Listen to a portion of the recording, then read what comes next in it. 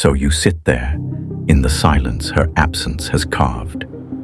You remember how she once leaned in to hear your voice, but now she's turned you into a stranger. When she left, the silence revealed what was hidden. You saw what you leaned on. Most men don't realize how much of their identity was tied to being loved by her. But when she's gone, the dependency is exposed. This is where God begins his work. Because God cannot fully form a man whose heart is ruled by another. Now you may ask yourself, what did I do wrong? But hear this, brother. If your love was pure and her heart still strayed, then was it ever a loss? No, it was your awakening, a spiritual invitation. She may have departed from your life, but in her place, let God draw nearer. You question the ache. Why does it still hurt if I'm better without her? If she was never mine to keep, why did the love feel so real? It's because the flesh does not understand what the spirit has gained. And the road to heaven isn't the paradise.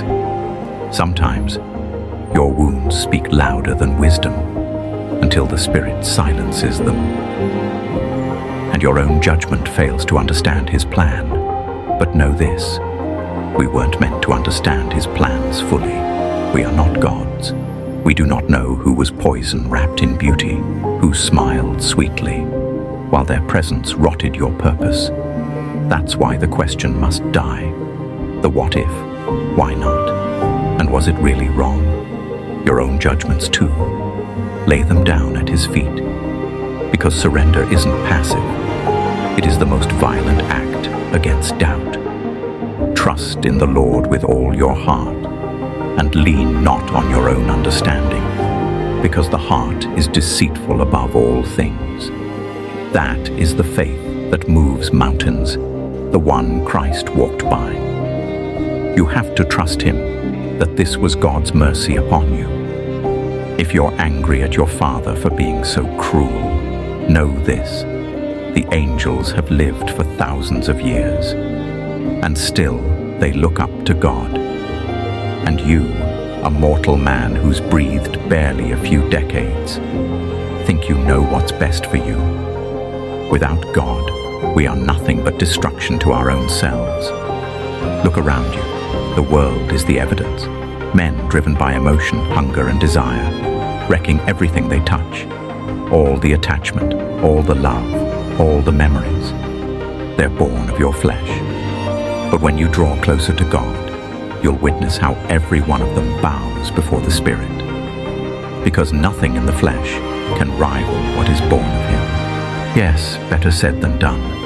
It won't be easy. The flesh mourns what it's familiar with. Your heart will crave what it once held.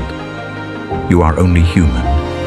But even as you suffer through it, know that the Spirit is working to replace every false comfort and pain with his wisdom. Because the real lesson isn't about her. It's about who you become without her. Take this spiritual invitation and let God use her absence to refocus your affection. He's clearing the noise so you can finally hear him again. This is the moment where many men fall or rise.